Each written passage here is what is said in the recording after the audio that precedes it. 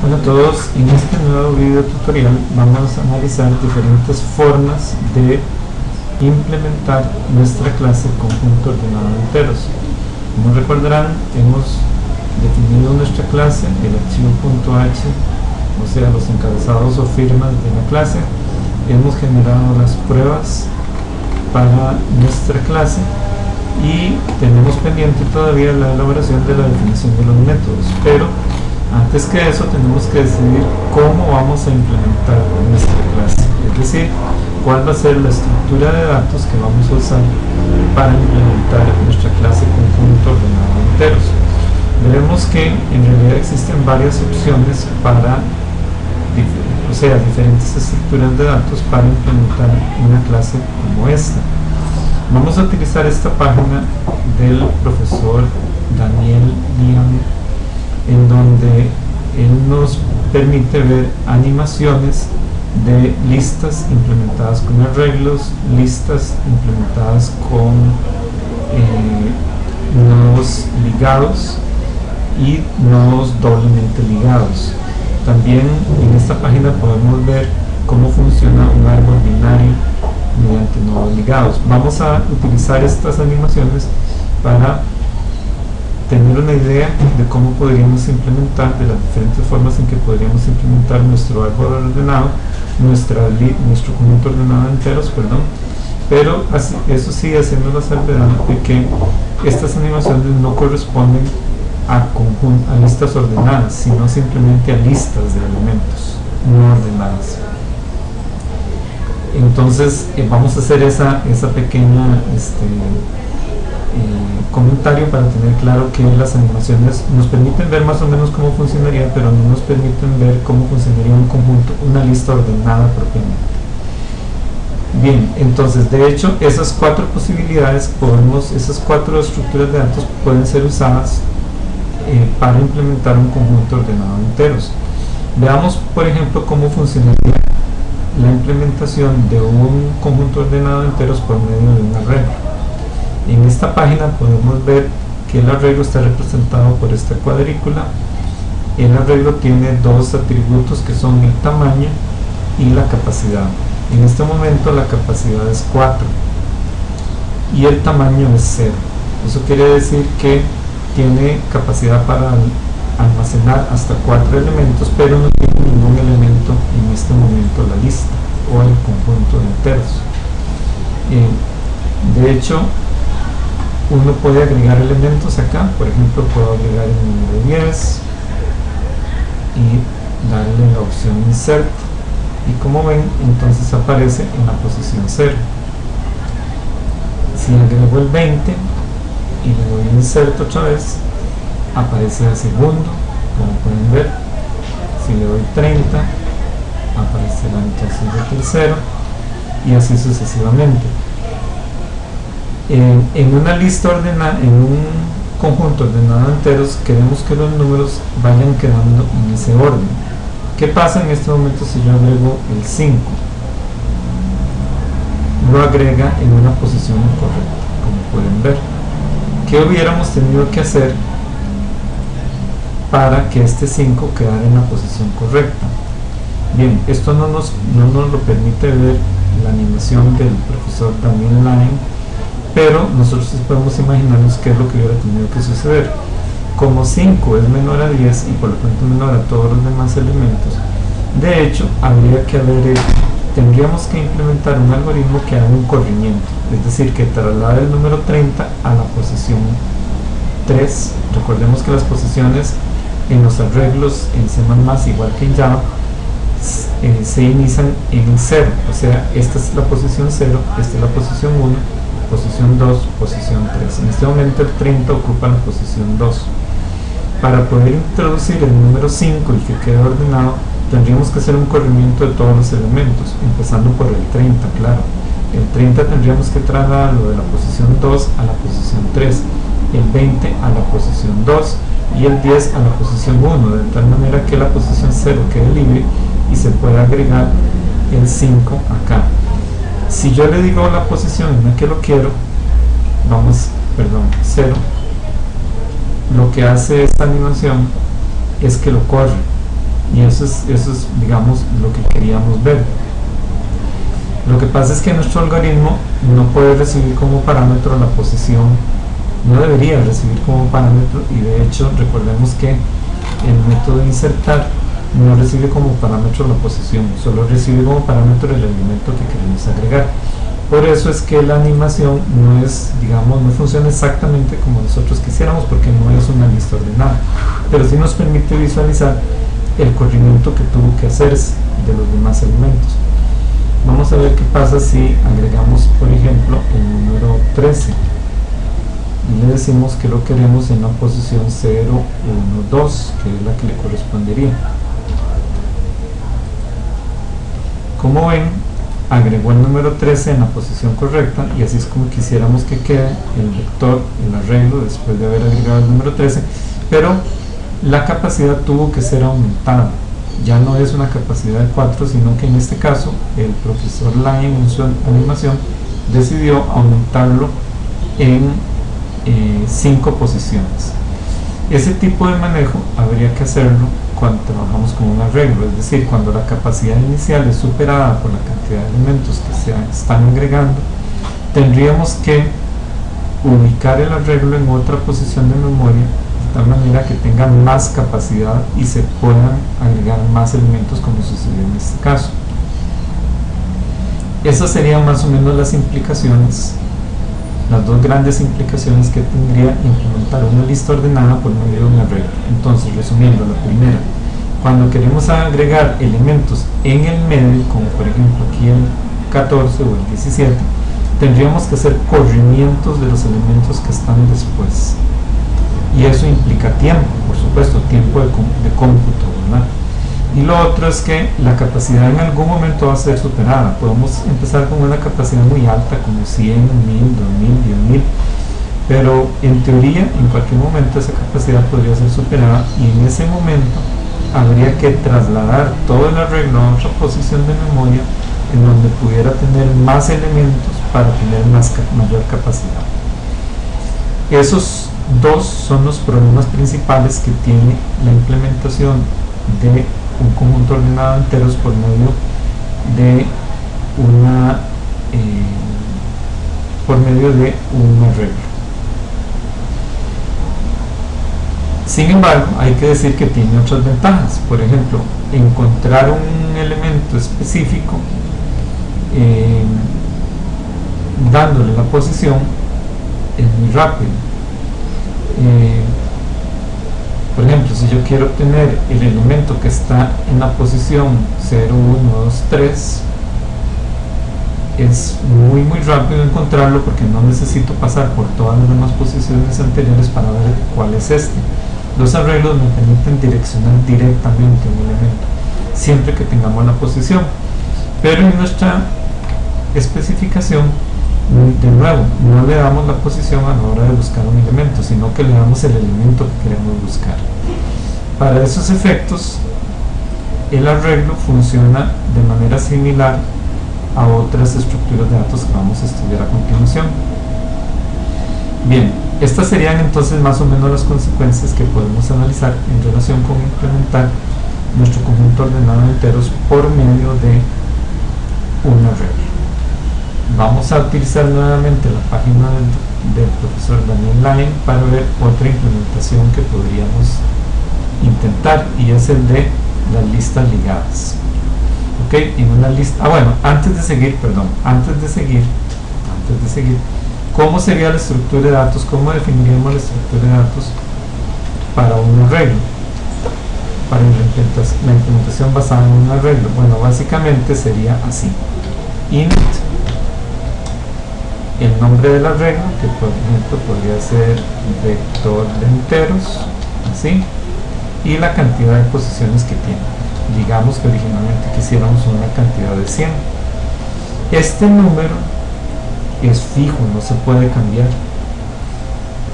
De hecho, para poder ubicar, como dijimos antes, para poder ubicar en otro lugar el arreglo de tal manera que tenga una capacidad mayor, tendríamos que usar memoria asignada dinámicamente. Esta estructura no es memoria asignada dinámicamente, es memoria asignada automáticamente, y este número es fijo, no puede cambiar. De hecho, tendríamos que usar otra implementación diferente que se basaría en un apuntador. Esa otra implementación la podemos discutir, pero básicamente tiene las mismas desventajas que tiene esta, porque en algún momento la capacidad, sea 1000 o sea 10.000, a lo que se incremente el número original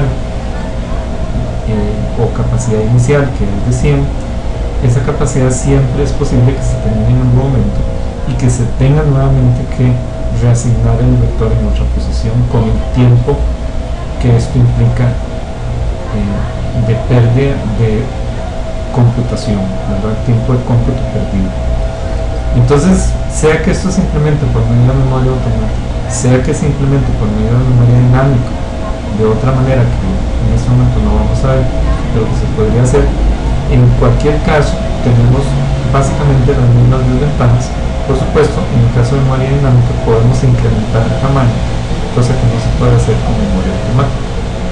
Bien, así sería como se implementaría entonces por medio de un arreglo en memoria automática.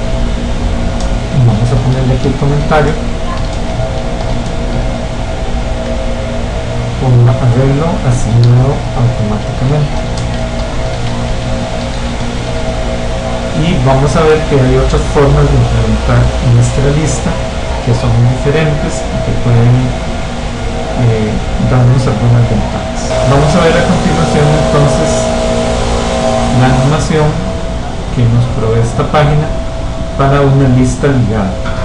En esta estructura de datos tenemos un apuntador a un primer nodo y un apuntador a un último nodo, y funciona de la siguiente manera: si yo quiero agregar el número 10,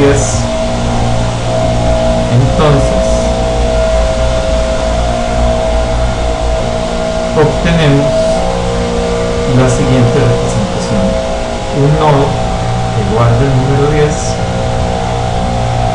y dos apuntadores que en ese momento apuntan ambos al mismo nodo. Estos apuntadores básicamente guardan un dato que es una posición de memoria. Lo que representan ambos entonces es la misma posición de memoria al nodo que contiene el número 10.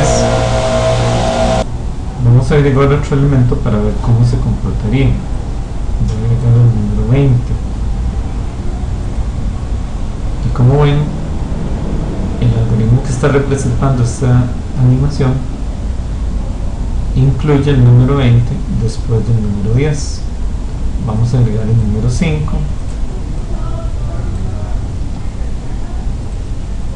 y como ven, esta lista no es una lista ordenada, o sea, el algoritmo agrega el número 5 al final. Nosotros tendríamos que asegurarnos de que el 5 quede al principio, acá, y en ese caso el apuntador, o sea, la dirección de memoria que guarda la variable head, tendría que cambiar para apuntar al nuevo nodo, y el nuevo nodo tendría que estar apuntando por medio de su apuntador al número 10. Tail en ese caso habría permanecido igual. Entonces, si yo agrego el número 5 en la posición 0, podemos ver un poco este efecto, así. En este caso yo tengo que darle la posición. En nuestro método de insertar no se le da la posición, como hemos dicho antes. Por eso esta animación no presenta exactamente cómo va a funcionar nuestro algoritmo, pero podemos simular cómo va a funcionar dándole la posición. Si yo agrego el número, por ejemplo, el 13, fíjense que el 13 tiene que estar ubicado aquí, sería la posición 0, 1, 2. Entonces vamos a darle la posición 2 y lo agregamos. Como ven, lo hizo correctamente. Entonces, esta es la estructura de datos que llamamos lista ligada. ¿Por qué se llama lista ligada? Porque cada elemento se guarda en un nodo que está ligado a otro elemento, a otro nodo que contiene otro elemento, ligado a otro elemento a otro nodo que contiene otro elemento, y así sucesivamente hasta que se termina la lista. La principal ventaja de esta estructura es que no se debe definir al principio cuánta es la capacidad que va a tener la lista. Realmente puede tener una cantidad indefinida como capacidad inicial, y la otra ventaja es que solo utiliza de la cantidad de nodos que se requiere en cada momento. Si se han hecho 4 inserciones, se requieren solamente 4 nodos. En el caso del arreglo, como vimos anteriormente, no siempre se estaba usando toda la capacidad del arreglo, lo cual significaba que habían ciertas posiciones que estaban vacías. Esto nunca se va a dar con una lista ligada. Borrar un elemento también tiene la ventaja de que si yo quiero eliminar, por ejemplo, el número 10,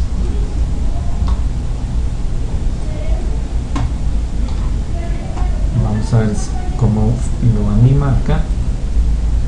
¿Lo ven? Lo hizo correctamente.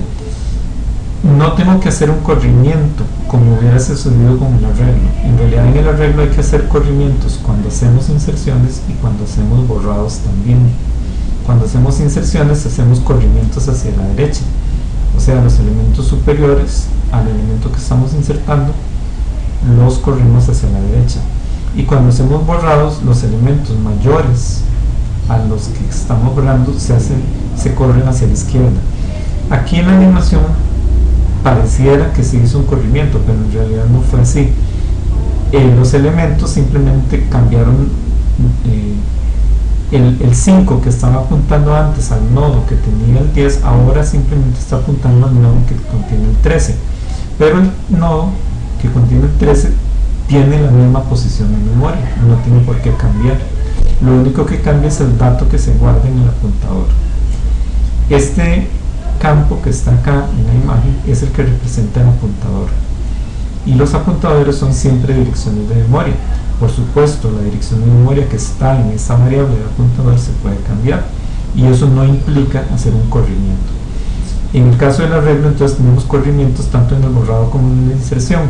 En el caso de la lista ligada, no tenemos corrimientos en ninguno de los dos casos. Y la otra ventaja es que siempre estamos usando exactamente la cantidad de nodos que necesitamos. Una pequeña desventaja que tiene la lista ligada es que tiene apuntadores. Los arreglos no ocupan apuntadores. ¿Por qué? Porque las posiciones de memoria son continuas. Es un trozo de memoria continuo el que almacena los diferentes elementos de la lista ordenada de enteros. Por eso no necesitan apuntadores. En el caso de la lista ligada se necesitan los apuntadores porque no son continuos. Y la memoria que existe es bajo demanda, o sea, es asignada dinámicamente. En el caso de los arreglos, como vimos, es asignada principalmente automáticamente. Entonces, esas son las diferencias.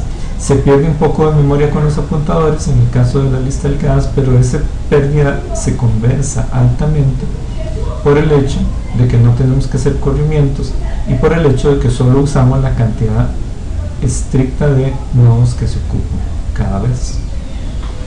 ¿Cómo se podría entonces, ahora vamos a pasar a la parte de programación, cómo se podría implementar nuestro conjunto ordenado de enteros por medio de una lista ligada?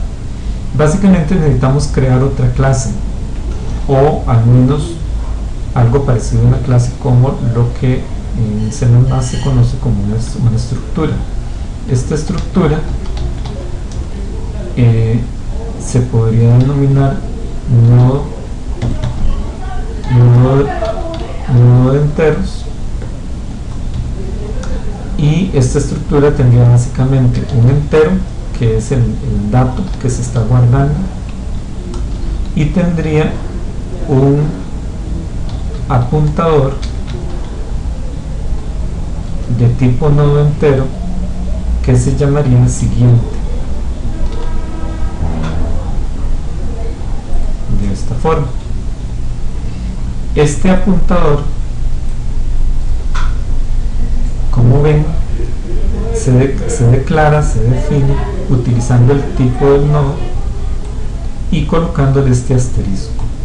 Eso quiere decir que esta variable no es de tipo nodo entero, sino que es de tipo un apuntador de memoria a un nodo entero. Es decir, una posición siguiente en realidad es una posición de memoria, guarda una dirección de memoria en donde está almacenado una instancia de la clase nodo entero. Para todos los efectos, las estructuras en C++ funcionan igual que las clases. Lo único es que por defecto, por omisión, todos sus atributos son públicos. Esa es la única diferencia, digamos, importante con las clases, y por eso es que se acostumbran a utilizar mucho en estructuras empotradas. Es decir, nuestra clase principal, conjunto de nodos enteros, contiene una estructura empotrada que es una pequeña clase internamente. Por eso se llaman estructuras empotradas, porque están metidas dentro de otra más grande. Entonces, esta sería la forma, bueno, esta sería la definición, ¿verdad?, de nuestro nodo, y lo que necesitaríamos para completar la estructura tal como se representa en esta animación son dos apuntadores: el apuntador que apunta al primer nodo y el apuntador que apunta al último nodo, que en esta animación se llaman head y tail. Vamos a usar exactamente esos mismos nombres para representar la estructura tal como aparece en la animación. Entonces tendríamos dos variables de tipo nodo entero apuntador, una se llamaría head, ¿sí?, y la otra, que también sería de tipo nodo entero apuntador, se llamaría tail, así. Entonces, en realidad la estructura de datos son dos apuntadores. Conforme se van agregando elementos, se van creando instancias del nodo. Eso se pudo ver perfectamente aquí. Para haber llegado a esta situación se tuvieron que haber creado tres instancias de nodo. Estas instancias de nodo corresponderían a objetos de este tipo, de esta clase, en donde tenemos un dato, ¿lo ven?, que corresponde con este campo que está aquí, y un apuntador que corresponde con esta variable que está aquí. Eso es a lo que corresponde cada uno de los atributos que se han definido para esta estructura. Entonces, el apuntador es básicamente una liga, por eso es que se habla de listas ligadas. Es una liga entre un nodo y otro nodo.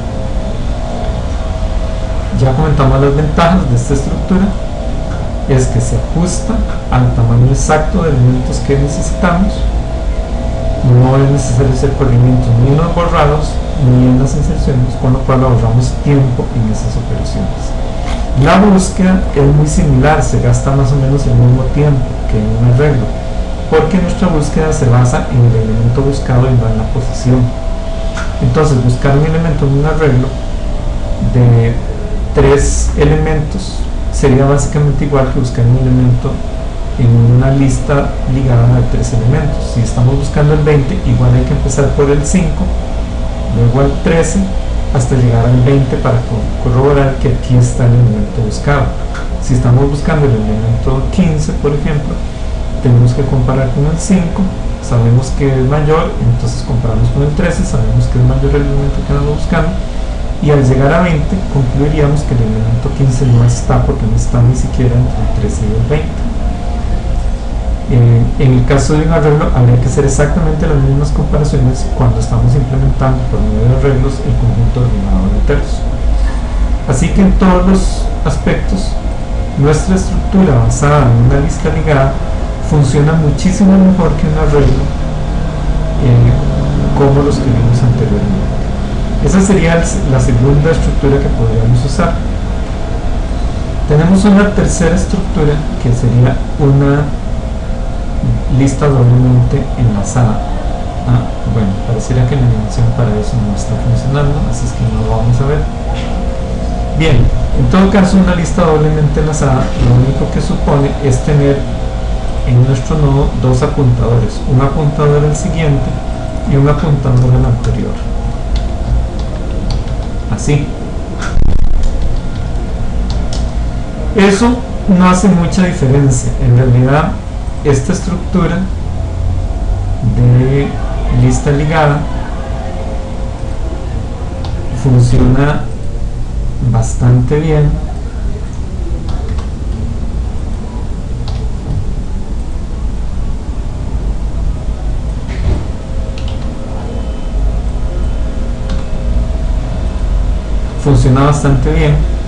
y si tuviéramos una lista doblemente enlazada tendríamos un apuntador del 15 del nodo que contiene el 15 al nodo que contiene el 10 y un apuntador del nodo que contiene el 10 al nodo que contiene el 5. Los apuntadores al nodo siguiente del último nodo están en null, o sea en cero, no apuntan a nada, y el apuntador anterior del primer nodo estaría también en null. Eso lo único que facilita son los borrados. Los borrados serían más sencillos porque a la hora de buscar el elemento a borrar, me puedo permitir como programador llegar hasta el nodo que contiene el elemento a borrar y hacer el borrado a partir de ese nodo. En el caso de una lista ligada con un solo apuntador no es posible hacer esto, porque si yo quiero borrar el 15, entonces cuando encuentro el nodo que contiene el 15 he perdido el nodo anterior y no puedo hacer el borrado correctamente, porque para hacerlo correctamente tengo que poner el apuntador del nodo anterior en 0. Entonces es un poquito más complicado el borrado cuando tenemos listas ligadas con un apuntador. No lo vamos a ver ahorita con detalle, pero lo veremos luego. Y es un poquito más simple cuando tenemos dos apuntadores, uno que apunta al anterior y otro que apunta al siguiente, pero en realidad no hay mucha diferencia en el funcionamiento de las demás operaciones. La otra que sí nos puede dar una gran diferencia es el árbol binario de búsqueda. Acá vamos a ver cómo funciona. Si agregamos el 15, aparece como primer elemento. Si agregamos el 35, aparecería a la derecha porque es mayor que el 15. Si agregamos el 5, aparecería a la izquierda porque es menor que el 15. Bien, esta estructura funciona así. Los elementos mayores los ubica a la derecha del elemento base, digámoslo así, y los menores a la izquierda. Si yo agrego, por ejemplo, el número 3, lo va a ubicar como un elemento menor a 5, o sea, a la izquierda. Entonces va a compararlo primero contra 15, va a encontrar que es menor, va a compararlo contra 5, va a encontrar que es menor, y finalmente lo va a agregar como hijo izquierdo, lo llamamos hijo izquierdo, del nodo que contiene el 5 por ser precisamente menor. ¿Lo ven? Esta estructura funciona bastante bien mientras los elementos se vayan dando en un cierto orden. Por ejemplo, si yo ahora quiero agregar el 7 es menor que el 15 y es mayor que el 5 y lo voy a ubicar acá. Mientras la estructura se mantenga así, el árbol binario funciona muy bien. Pero ¿qué pasa cuando empezamos a hacer inserciones en un orden que no es exactamente el más adecuado? Por ejemplo, vamos a hacer aquí varias inserciones para que ustedes vean lo que va pasando.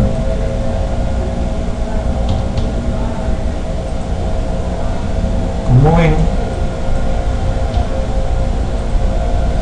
esta rama del árbol, le llamamos así rama, ya tiene 4 elementos y hay algunas ramas de solamente 2 elementos. Esto es lo que se llama un árbol desbalanceado.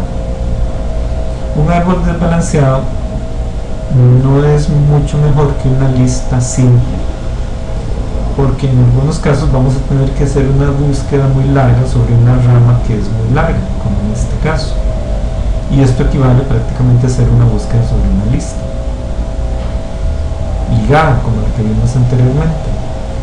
Entonces los árboles desbalanceados no nos van a dar muy buenos resultados, solamente cuando los elementos fueron agregados en un cierto orden, de tal manera que se mantuvieran balanceados, es decir, se tuvo que haber hecho diferente. Vamos a borrar el 25, vean que agregamos el 25, el 27 y el 30. Vamos a borrar el 25, vamos a borrar el 27, y vamos a borrar el 30, y vamos a hacerlo en el orden correcto para que se hubiera mantenido ordenado. Y vamos a borrar incluso el 33.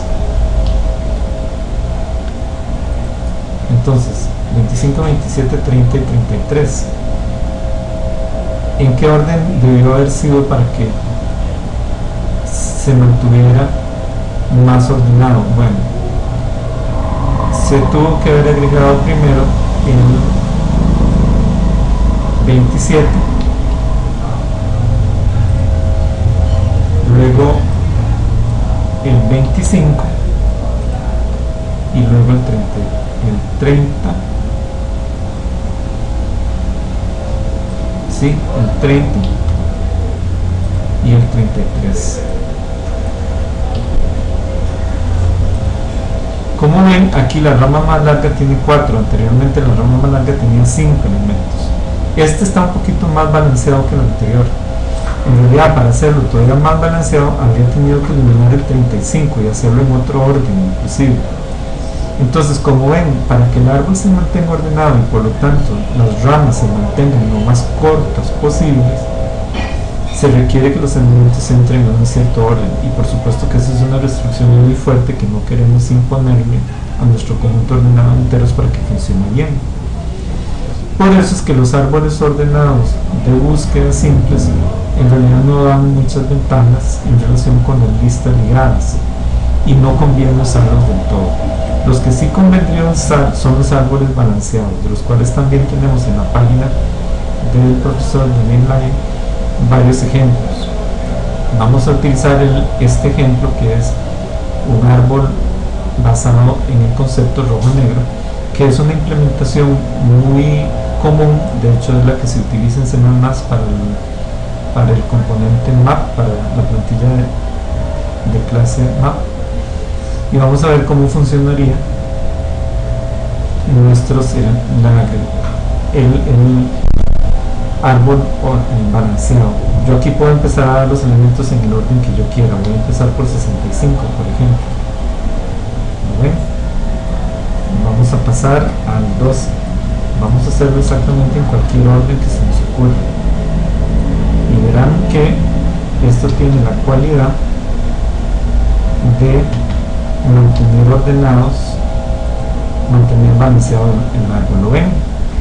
Aquí cambió el elemento que estaba en la base, y por eso el árbol sigue ordenado.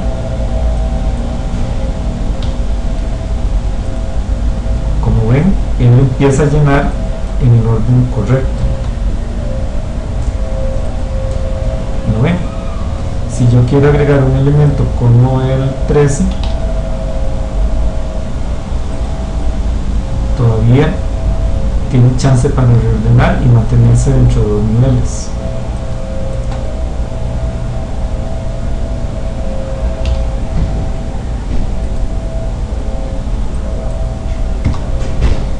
Vean qué va a pasar con el 0.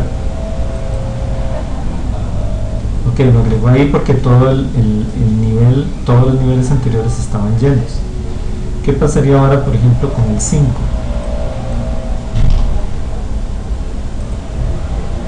Ok, sigue pudiendo agregarlo fácilmente porque todos los niveles anteriores están llenos y este elemento se ubica bien acá. ¿Qué pasaría con el 3? O con el 6. Ok, cambió el orden del 7. Eso asegura que los árboles rojo-negro, bueno, se conocen así por el tipo de algoritmo que se usa para la inserción y el borrado, siempre estén balanceados, o sea, las longitudes de las ramas sean la más corta posible. Esos árboles sí vale la pena usarlos, por supuesto son mucho mejores para un conjunto ordenado de enteros que para como representación de un conjunto de ordenado enteros que la representación del árbol binario simple que vimos anteriormente. Y por supuesto son mucho mejores que una lista ligada, simple. Pero los algoritmos de inserción y de borrado en un árbol balanceado como este son muchísimo más complejos que los algoritmos que usamos para los árboles binarios simples de búsqueda. Y esos tomaría mucho tiempo estudiarlos, entonces por eso no los hacemos en este curso. En el curso de estructura de datos ustedes van a poder estudiar a fondo estos algoritmos. Esta implementación es muy buena, pero la vamos a descartar básicamente por esa razón. La implementación basada en un árbol simple no es muy buena, no ayuda mucho y más bien dificulta un poco, porque los algoritmos de inserción y de búsqueda no son tan simples como una lista ligada. Así es que nosotros nos vamos a quedar con una lista ligada simple, que nos va a permitir un funcionamiento bastante bueno comparado con los demás y con algoritmos bastante sencillos. Nada más para corroborar un árbol balanceado, ¿cómo sería la estructura de datos de un árbol balanceado? En realidad es muy similar a esta, nada más que tiene solamente un nodo que apunta al un apuntador, mejor dicho, una variable de apuntador que solo apunta al primer nodo. Y estos apuntadores normalmente se llaman el apuntador al hijo izquierdo y el apuntador al hijo derecho. Pero eso es simplemente una cosa de nombre. La estructura es similar. De hecho, como ustedes ven, la estructura de datos de un árbol balanceado es incluso más simple que el de una lista ligada con dos apuntadores al principio y al final. Pero el funcionamiento de un árbol balanceado es mucho más complejo que el de una lista ligada. Y también, por supuesto, tiene mejores tiempos de respuesta en la búsqueda y en el borrado, y en la inserción también en algunos casos. Vamos a quedarnos entonces con nuestra implementación de una lista ligada simple con un solo apuntador al siguiente, así, y vamos a usar solamente un apuntador al primer nodo, que le vamos a llamar inicio. Vamos a desechar la implementación basada en el arreglo, y con esto es con lo que vamos a trabajar a partir del próximo laboratorio. Vamos a ver cómo se implementa, cómo se programan cada uno de los métodos basándonos en esta estructura de datos. Por ahora es todo, espero que haya sido de provecho, nos veremos en la próxima.